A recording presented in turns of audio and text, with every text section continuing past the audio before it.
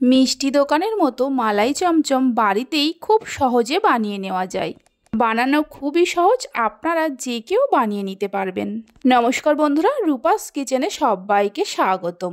তাহলে চলুন রেসিপিটা দেখে নেওয়া যাক। শুরু থেকে শেষ পর্যন্ত দেখার জন্য আপনাদের কাছে অনুরোধ রইল।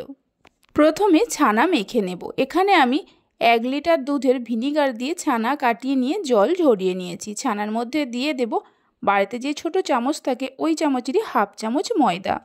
ময়দা দিয়ে ছানাটাকে এইভাবে খুব ভালো করে কিছুক্ষণ মেখে নেব।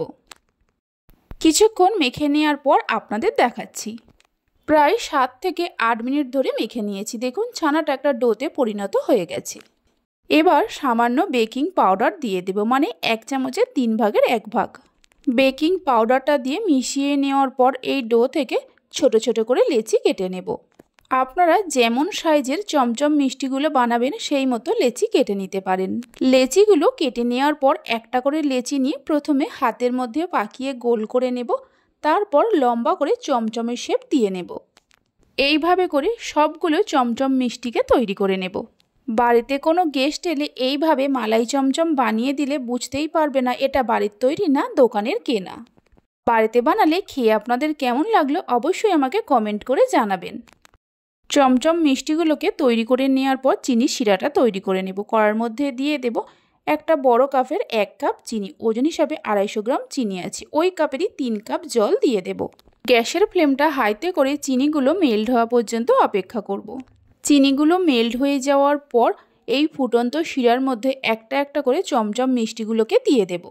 চমচম মিষ্টিগুলোকে চিনির শিরার মধ্যে দেওয়ার পর হাই ফ্লেমে ঢাকা দিয়ে প্রথমে 10 মিনিট রান্না করে নেব। 10 মিনিট পর ঢাকা খুলে দেখাচ্ছি। দেখুন চমচম মিষ্টিগুলো সাইজে অনেকটাই বড় হয়ে গেছে। একটা চামচ দিয়ে হালকা হাতে মিষ্টিগুলোকে একটু নাড়াচাড়া করে নেব। খুবই সাবধানে করতে হবে, তা না হলে ভেঙে যেতে পারে। এবার গ্যাসের ফ্লেমটা মিডিয়ামে করে ঢাকা দিয়ে আরও 10 মিনিট রান্না করে নেব। মোট মিষ্টিটাকে 20 মিনিট রান্না করে নিতে হবে।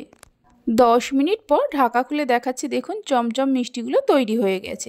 গ্যাসের ফ্লেমটা বন্ধ করে দিয়ে মিষ্টিগুলোকে ঠান্ডা হতে দেব। ততক্ষণে মালাইটা তৈরি করে নেব। তার জন্য কড়ার মধ্যে দিয়ে দেব একটা কফি কাপের 1.5 কাপ জল। জল হালকা গরম হলে যে কাপ মেপে জল নিয়েছি ওই কাপেরই 1 কাপ গুঁড়ো দুধ দিয়ে দেব। ওজন হিসাবে 200 গ্রাম গুঁড়ো দুধ আছে। গুঁড়ো দুধটা লিকুইড দুধের সঙ্গে মিশিয়ে নেব। মালাইটা আমি গুঁড়ো দুধ দিয়ে বানাচ্ছি, আপনারা চাইলে লিকুইড দুধ দিয়েও বানাতে পারেন, সেক্ষেত্রে সময়টা একটু বেশি লাগবে। গুঁড়ো দুধটা মিশিয়ে নেওয়ার পর 5 চামচ চিনি দিয়ে দেব। চিনিটা চাইলে বাড়িয়ে কমিয়ে নিতে পারেন। 3টে এলাচকে থেতো করে নিয়ে দিয়ে দেব। সব কিছুকে দুধের সঙ্গে মিশিয়ে নিয়ে মিডিয়াম ফ্লেমে কিছুক্ষণ জাল দিয়ে দুধটাকে ঘন করে নেব। মিনিট 5-6 জাল দিয়ে নেওয়ার পর দেখুন দুধটা আগের থেকেই অনেকটা ঘন হয়ে গেছে। এর থেকে আর মালাইটা বেশি ঘন করব না। গ্যাসের ফ্লেমটা একদম লোতে করে দিয়ে মালাইটা এইভাবে বসিয়ে রেখে দিয়ে যে চমচম মিষ্টিগুলো ঠান্ডা হতে দিয়েছিলাম, ঠান্ডা হয়ে যাওয়ার পর ভালো করে রস ঝরিয়ে নিয়ে মালাইয়ের মধ্যে দিয়ে দিতে হবে। রসটা ভালো করে ঝরিয়ে নিতে হবে, তা না হলে মালাই মিষ্টির মধ্যে ভালো করে ঢুকবে না। মালাইয়ের মধ্যে সমস্ত চমচম মিষ্টিগুলো দেওয়ার পর মিডিয়াম ফ্লেমে মিনিট 3-4 জাল দিয়ে নেব। 3-4 মিনিট জাল দিয়ে নেওয়ার পর গ্যাসের ফ্লেমটা বন্ধ করে দিয়ে একটা প্লেটের মধ্যে সার্ভ করে নেব। এগুলোকে ফ্রিজে রেখে ঠান্ডা করে নিয়ে তারপর পরিবেশন করবেন। খেতে দুর্দান্ত লাগে। রেসিপি ভালো লেগে থাকলে অবশ্যই একটা লাইক করবেন, বন্ধুদের সঙ্গে শেয়ার করবেন।